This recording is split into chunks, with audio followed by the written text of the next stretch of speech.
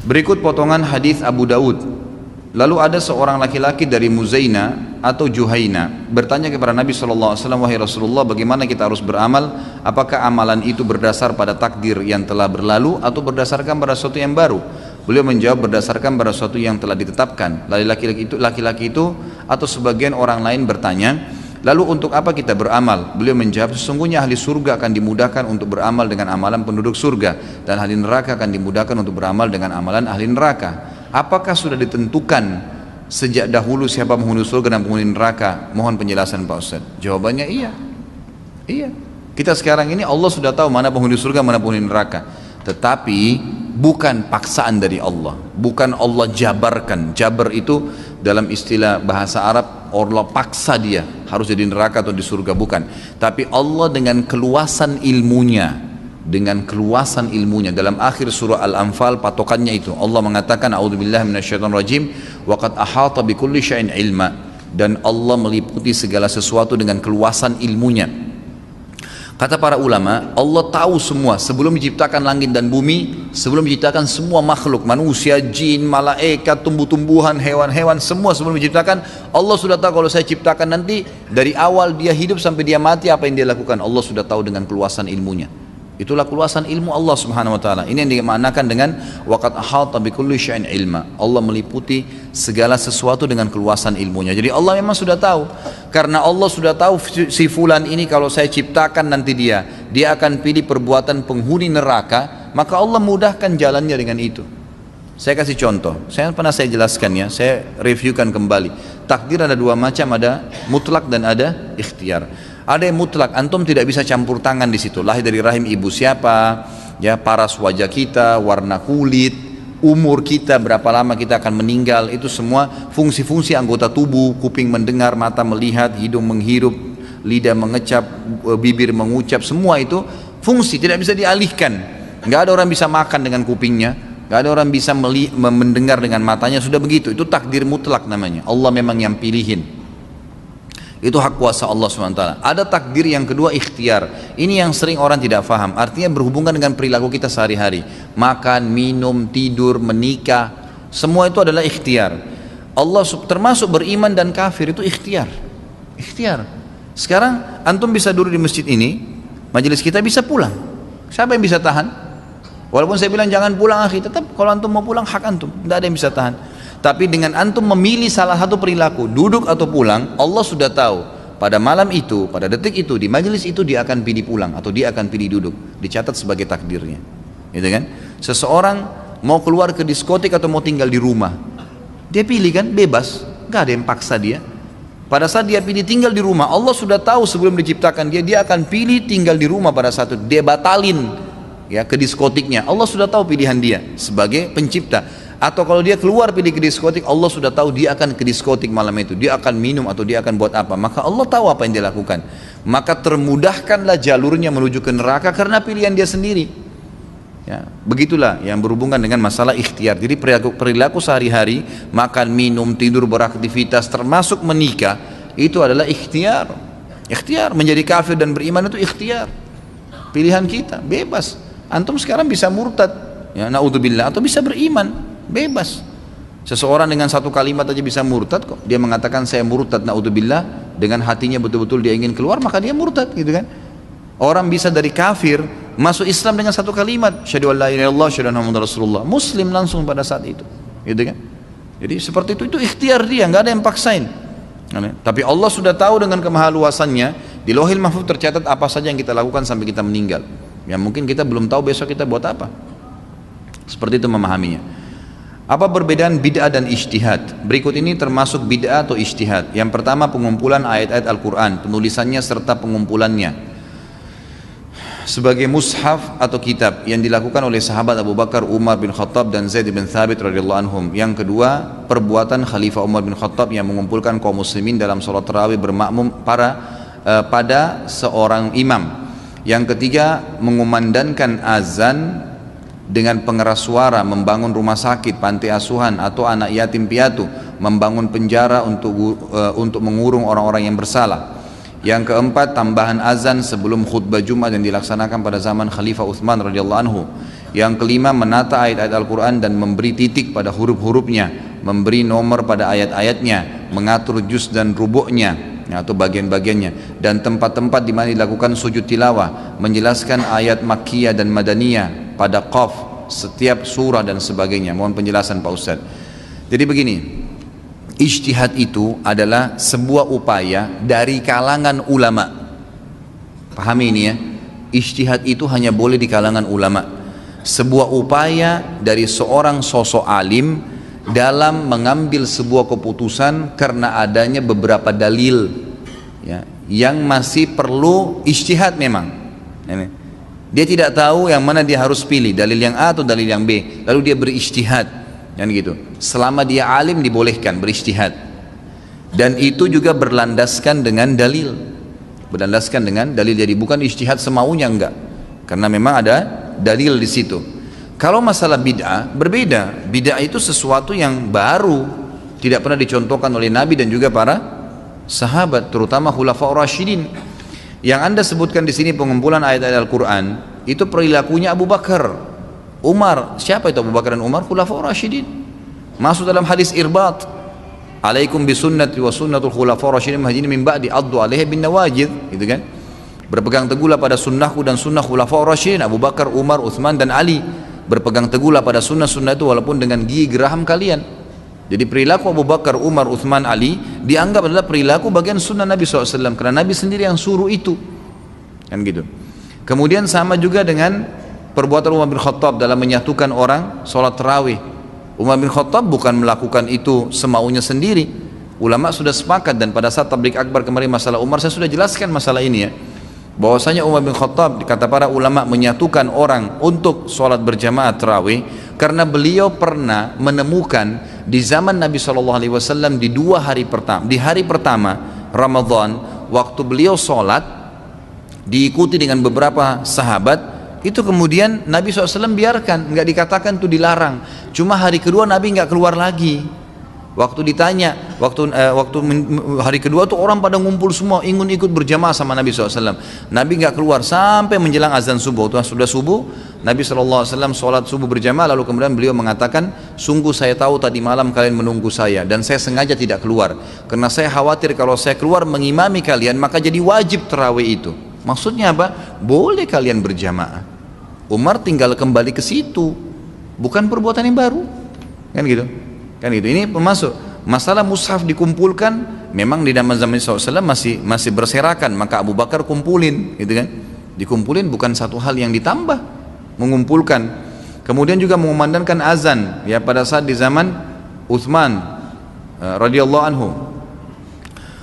Jadi azan ini di zaman Nabi SAW, gitu kan, sering kali digunakan untuk ibadah yang sudah ditentukan seperti sholat misalnya. Dan juga digunakan ya untuk memberikan gambaran kepada orang lain, isyarat. Seperti misalnya azan yang diterapkan oleh Nabi SAW di subuh, ada dua azan. Beliau mengatakan, kalau kalian dengarkan azannya Bilal maka tetaplah makan, kalau kalian dengar azannya Ibnu Ummul Maktum, muadzin kedua, maka berhentilah makan. Kata ulama, azan pertama ini tidak ada hubungannya dengan subuh, tapi Nabi SAW suruh kumandankan agar orang-orang yang sudah terlanjur sholat dari semalam suntuk istirahat sejenak, karena itu ukurannya 50 ayat antara azan pertama sama azan kedua. Kemudian orang yang belum bangun malam, mereka supaya bangun sholat, gitu kan. Ulama mengatakan azan pertama gak ada hubungannya dengan subuh, tapi Nabi SAW menjadikan sebagai simbol pemberi peringat bahwasanya sudah dekat waktu subuh, gitu kan. Utsman bin Affan waktu menyuruh azan Jumat 2 kali di zaman beliau radhiyallahu anhu, pada saat itu Islam itu penduduk Madinah sudah makin banyak, orang hijrah ke Madinah sampai mereka memenuhi Wadi Aqiq. Wadi Aqiq ini 7 km dari Madinah, dari Masjid Nabawi. Jadi kurang lebih 2 km dari Masjid Qiblatain sekarang. Tepatnya di depan kampus kami. Kalau di Madinah itu, kalau teman-teman lagi umrah datangi Islamic University, nanti akan lihat di depannya ada Wadi Aqiq, ada sebuah lembah. Sampai di situ orang tinggal. Dan itu 7 km. Zaman dulu, ya, kalau orang azan di Masjid Nabawi di zaman khilafahnya Utsman radhiyallahu anhu pun itu tidak terdengar di Wadi Aqiq. Orang tidak tahu Jumat sudah masuk belum.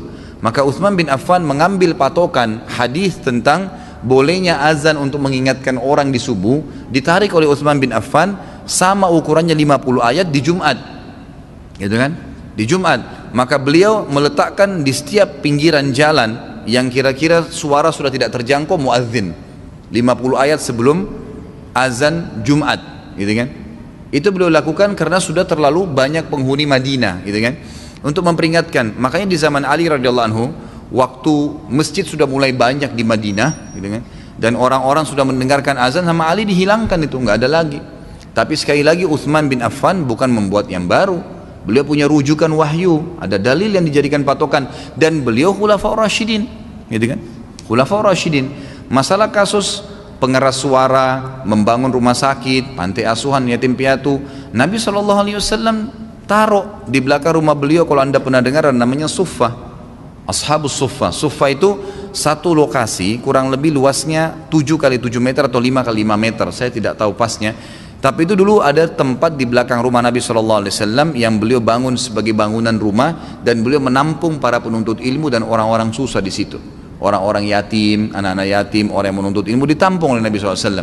Lalu kenapa kalau kita buat seperti itu? Nabi SAW pernah contohkan, gitu kan? Menampung itu. Bahkan Nabi SAW memotivasi siapa yang saya dan sponsor anak yatim yang menyiapkan fasilitas mereka, rumah mereka, gitu kan? Maka seperti sama saya seperti ini di surga, ya, seperti nanti dekat sekali, seperti jari telunjuk sama jari tengah, jadi sangat dekat, gitu kan. Jadi itu memang perintah ada, membangun rumah sakit di zaman Nabi SAW, di zaman Khulafaur Rasyidin, di zaman Nabi SAW memang masih tabib, ya, ada disilakan dengan tabib, ya, mereka memang menyatukan hadis-hadis Nabi SAW, lalu mereka mengobati sahabat-sahabat yang luka, dan mereka menukil satu sama lain cara mengobati, seperti waktu terjadi perang Badar, perang Uhud, beberapa sahabat yang luka diobati oleh sahabiat yang memang faham tentang, ya, memberhentikan obat, ada campuran-campuran tertentu yang mereka letakkan, itu semua dilakukan. Jadi di zaman Nabi SAW memang masih belum ada rumah sakit secara khusus, gitu kan. Tapi di zaman Khulafaur Rasyidin sudah ada tempat-tempat yang khusus memang untuk mengobati orang-orang yang sakit, gitu kan. Walaupun itu biasanya masih menggunakan pelataran masjid, tapi itu ada. Jadi tidak ada yang baru di sini.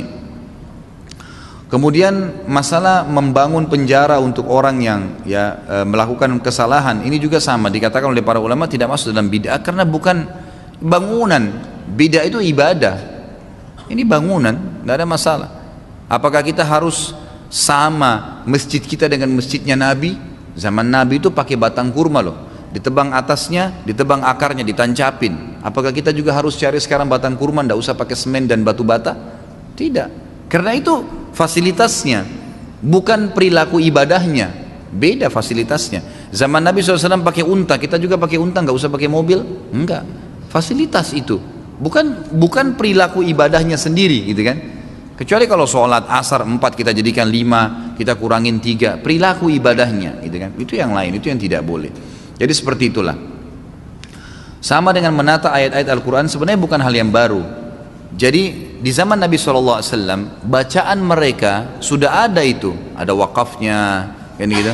Ada hukum-hukum tajwid yang mereka sudah lantunkan dengan lisan mereka, mereka saling menukul itu. Kenapa sekarang ada penulisan dengan harakah, terutama di Mushaf Utsmani di zaman Utsman radhiyallahu anhu? Kenapa? Karena terlalu banyak orang-orang yang baru masuk Islam dari negeri Persia, dari orang-orang yang ajam, bukan orang turunan Arab, tidak mengerti tulisan Arab. Mereka kalau disuruh baca yang gundul tidak paham. Orang-orang Arab paham, tapi orang lain tidak paham. Maka Utsman bin Affan berijtihad untuk memberikan baris, bukan tambahan dari beliau. Emang dasarnya bacaannya begitu, bukan baru itu. Emang bacaannya begitu, alif lam mim dibaca ya begitu, gitu kan? Dzalikal kitabu la raiba fihi, memang sudah begitu bacanya, tinggal dikasih baris supaya memudahkan orang ajam untuk membacanya. Contoh kecil kita di Indonesia kalau tidak pernah belajar bahasa Arab, gitu kan, kemudian dikasih kitab gundul, bisa baca nggak? Gitu kan? Kalau kita belajar dari Iqra misalnya, kemudian memang dia menggunakan baris, lalu kemudian Al-Quran juga kita kembali, kita jadi mudah membacanya. Itu hanya untuk mempermudah saja, tidak ada hubungannya dengan menambah atau membuat-buat ibadah baru. Apakah meninggalkan maksiat karena malu kepada orang itu syirik? Bukan syirik sebenarnya, tapi ya dosa saja, gitu kan? Tidak dapat pahala. Dia tidak jadi berbuat zina karena malu sama orang lain, bukan malu sama Allah. Itu bukan syirik sebenarnya, tapi dia dosa saja, ya. Dosa saja karena memang dia meninggalkan maksiat bukan karena Allah Subhanahu Wa Taala. Bolehkah berdoa tidak apa ini? Tidak sambil mengangkat tangan seperti sedang berjalan, sedang mengendarai. Boleh. Nabi SAW seringkali berdoa mengangkat tangan atau tidak mengangkat tangan. Terjadi. Kan gitu.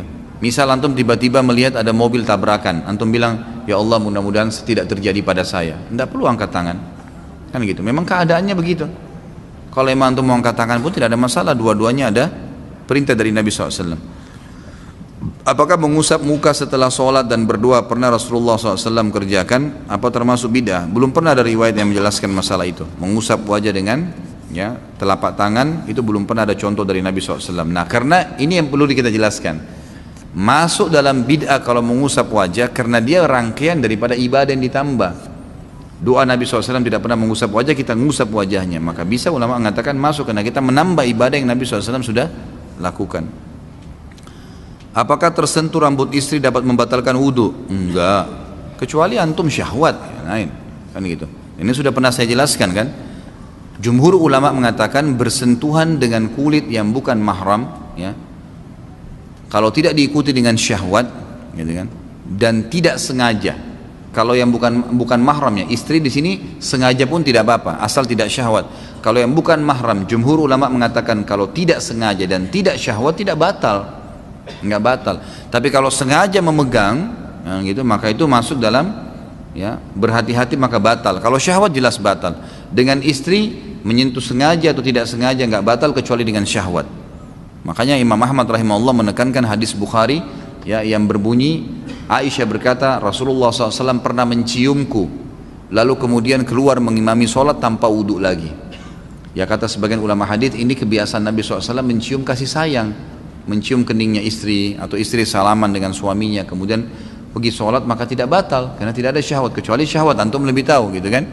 Kalau Imam Syafi'i lebih hati-hati, Imam Syafi'i mengatakan pokoknya tersentuh batal, syahwat atau tidak syahwat gitu kan. Jadi kurang lebih begitu gambar. Apa hukumnya jika ada perusahaan yang memberlakukan potongan gaji terhadap karyawan yang telat dengan alasan gaji yang dipotong tersebut akan diinfakkan? Hak perusahaan itu. Sebagaimana antum juga sebagai pegawai tidak berhak untuk mengambil gaji yang antum terlambat. Ini sering saya tekankan ya, hati-hati ikhwas sekalian. Kalau antum akadnya sama perusahaan masuk jam 7.30 gitu kan, keluar jam 5 sore, antum datang pagi hari jam 7:31 menit, 1 menitnya itu harus antum minta ridhonya. Kalau enggak halal tuh, jangan diambil karena akadnya kan begitu. Lo terus macet Ustaz, ya datang sebelumnya kan gitu. Kalau kita biasa keluar jam 6 macet, ya sekarang setengah 6, memang sudah itu konsekuensinya. Kalau enggak kan jadi haram. Perusahaan punya hak mengambil, dipotong, dihitung 1 bulan dia berapa jam kerja, berapa menit, dibagi kemudian dipotong. Masalah perusahaan ambil untuk dia itu haknya dia, atau dia infakkan itu juga adalah hak dia, karena memang dasarnya itu sudah bukan hak kita. Kita bukan datang sesuai dengan akad. Apa kata Nabi SAW? Al-mu'minuna ala syurutihim, orang mukmin sesuai dengan syarat yang disepakati. Apa hukumnya tinggal bersama mertua perempuan dalam satu rumah dalam kasus istri meninggal dengan tujuannya untuk menjaga mertua tersebut? Nggak ada masalah, mertua itu mahram, mahram mertua itu. Bahkan lebih cenderung pendapat ulama fikih yang saya cenderung padanya ya. Jadi kalau jangankan istri meninggal, berarti masih tetap mertua ya. Mantan, istilahnya orang cerai suami istri. Ya, ada orang mengatakan mantan mertua, bukan mantan mertua, tetap mahram itu, walaupun cerai dengan anaknya. Kenapa? Karena Allah Subhanahu wa taala mengharamkan seseorang menikah dengan mantan anak mantunya, dan seseorang juga diharamkan mantan anak mantu menikah dengan mertuanya. Kan tidak boleh kita menikah dengan mantan istrinya ayah. Tidak boleh menikah dengan orang tuanya mantan istri, nggak boleh. Orang tuanya mantan suami, nggak boleh. Itu mahram abadi itu, selama kita akad nikah, gitu kan. Sebagaimana juga kalau antum menikah dengan seorang janda punya anak, gitu. Kalau antum sudah laki-laki sudah menggauli ibunya, maka anaknya itu mahram abadi itu. Walaupun antum cerai sama ibunya, tidak boleh nikah sama orang perempuan ini yang anaknya dulu istri kita, udah nggak boleh, gitu kan. Tidak boleh sama sekali. Begitu juga dengan perempuan menikah dengan seorang laki-laki, duda punya anak, dia sudah digauli oleh suaminya, ayahnya anak laki-laki itu jadi mahram buat dia. walaupun cerai dengan suaminya, karena tidak boleh nikah lagi, ya kan? Seperti itu. Tadi dijelaskan bahwa dulu pada zaman Rasulullah SAW beliau harus pergi ke padang pasir dan keluar rumah untuk membuang hajat. Bagaimana kaitan dengan adanya doa masuk kamar mandi, sedangkan waktu itu belum ada kamar mandi atau toilet? Jadi apa, semua sifatnya insidental ya. Apa yang sudah dibentuk, misalnya antum ambil pelapa-pelapa kurma, kalau kayak zaman dulu diniatkan untuk menjadi WC, mau buang air besar, ya itu di situ dibaca doa. Bukan berarti WC itu harus sebuah kotak kayak kita sekarang. Kalau sekarang kan lebih rapi saja. Apapun sudah diniatkan. Antum punya rumah 100 meter, kan gitu. Misal 10 kali 10 meter. Terus antum niatkan di depan sekali 5 kali 5 meter, saya niatkan untuk masjid. Di blok kita tidak pakai tidur. Sudah jadi hukum masjid tuh. Tadinya rumah kita. Tergantung niat antum. Kalau sudah diniatkan maka jadi tempat itu, gitu kan? Jadi rumah kita pun tadinya kamar tidur dibongkar nih, semua bukain pintu depan untuk jadi masjid. Sudah niatin, ada azan, ya itu sudah hukum masjid. Sholat tahiyat masjid di situ, hukum dapat sholat berjamaah di situ, pahalanya sudah berlaku semuanya. Begitu pula juga dengan WC tadi yang kalau baru dibentuk sama, itu kan? Bukankah di zaman Nabi SAW Masjid Nabawi itu pertama dibangun itu sama pelapa-pelapa kurma, masih sementara disusun dengan tanah liat dindingnya. Nabi SAW sudah suruh Bilal kumandangkan azan dan sudah sholat di situ. Padahal belum rampung tuh masjidnya, kan gitu. Seperti itu gambarannya. Saya mau nanya, apakah ada hukum tentang tulisan atau pajangan atau bingkai ayat-ayat Al-Quran yang menjadi hiasan di rumah-rumah? Maksudnya hukumnya boleh atau tidak? Ya, ulama sebenarnya ya lebih cenderung menganggap ini adalah perbuatan yang mubah, boleh-boleh saja, gitu kan. Tetapi jangan dianggap itu bisa memberikan manfaat atau madarat.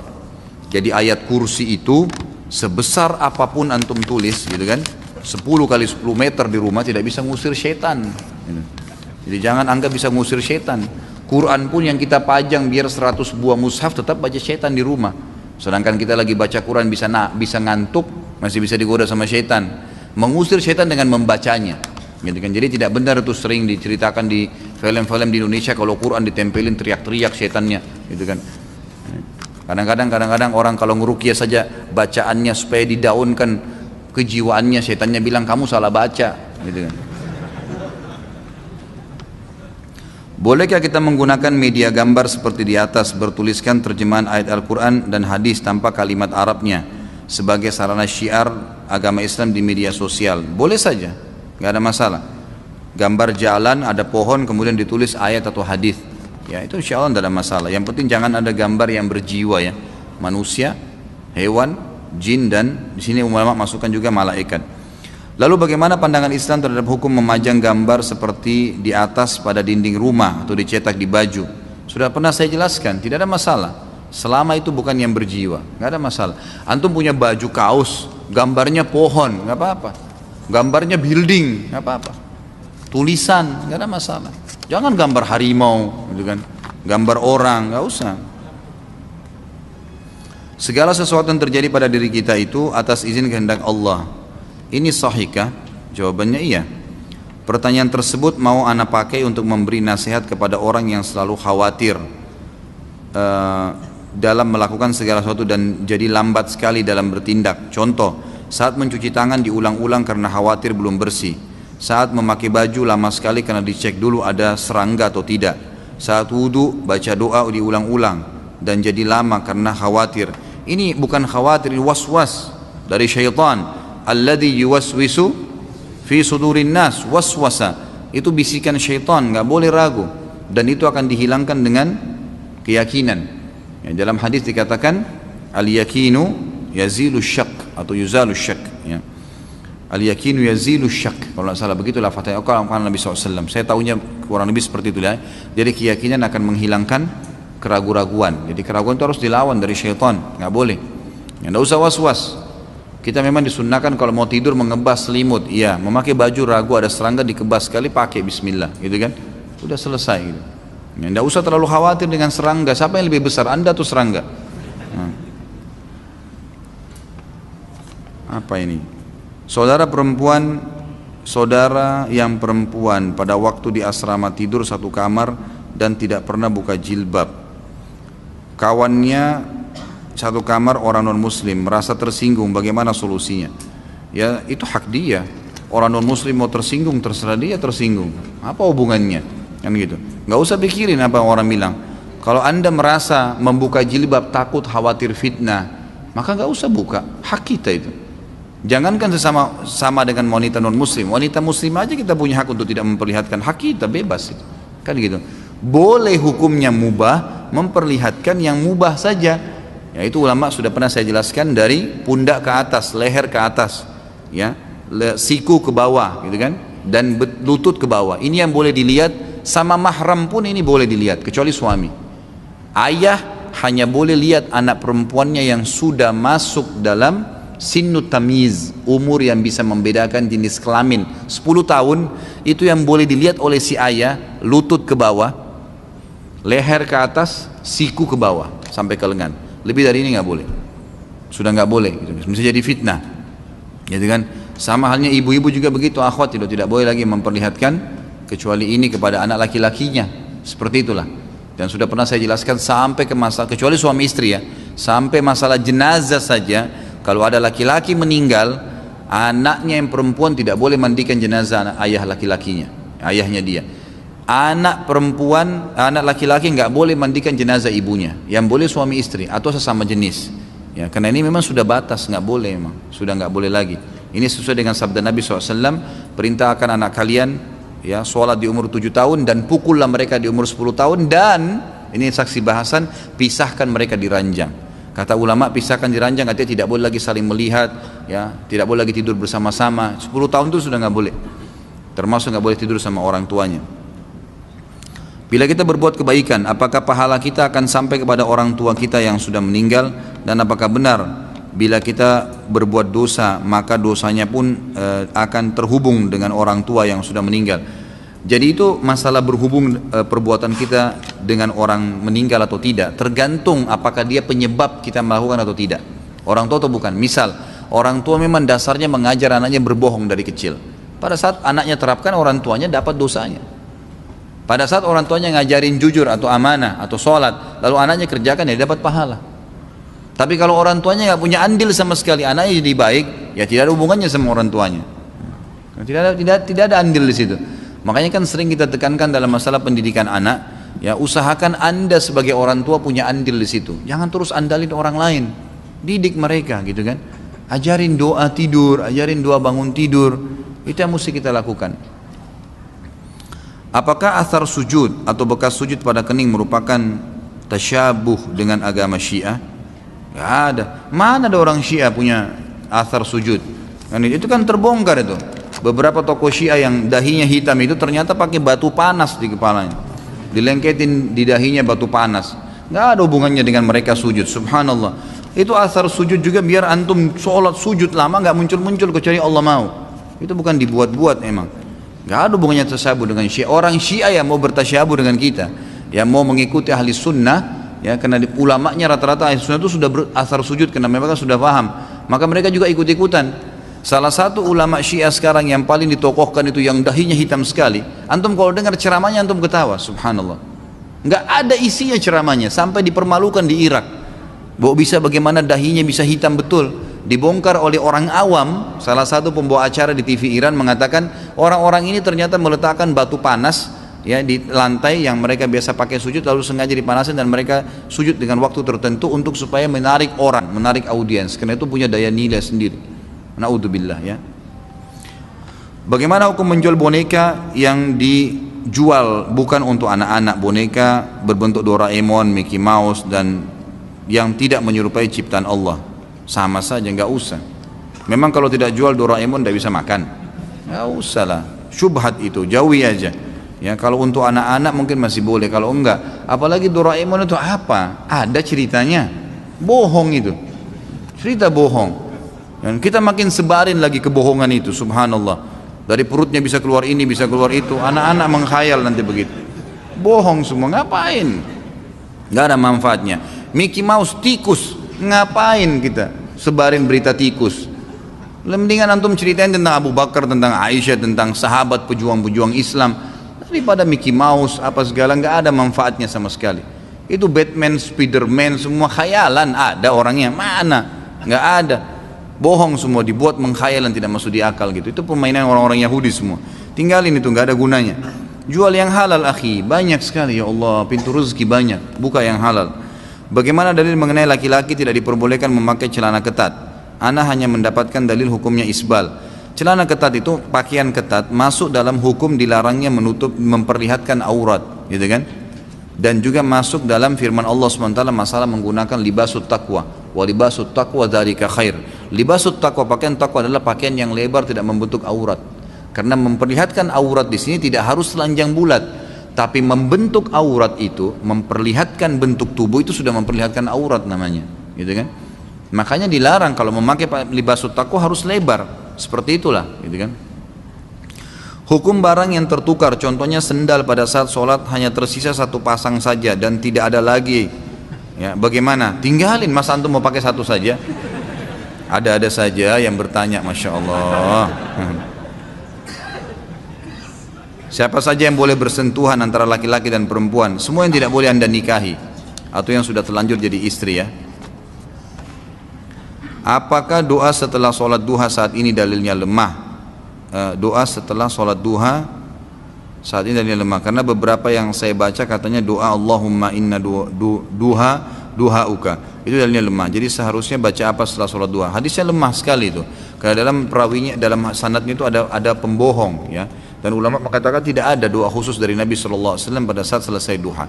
Anda tanya doa apa ya? Doa apa saja dan jangan khususkan doa setelah duha ya. Tidak pernah ada dalil Nabi SAW mengkhususkan doa setelah duha. Tapi kalau anda punya hajat boleh disampaikan pada saat itu. Dan tidak ada doa khusus. Ayah sakit stroke dan anak wanita kandung harus memandikan setiap pagi dan sore. Apa hukumnya Ustaz? Sedangkan tidak boleh seorang anak kandung menggunakan celana pendek di depan anaknya yang balik. Dan diharamkan anak wanita mandikan jenazah ayah kandungnya. Kalau seandainya tidak ada yang lain mengurusnya, masuk dalam bab daruriyat. Daruriyat memang itu tidak ada masalah, gitu kan? Seperti hukumnya kalau seorang wanita, pernah saya kasih contoh, mau berobat, mau melahirkan, tidak ada dokter perempuan, harus dokter laki-laki, bolehkah?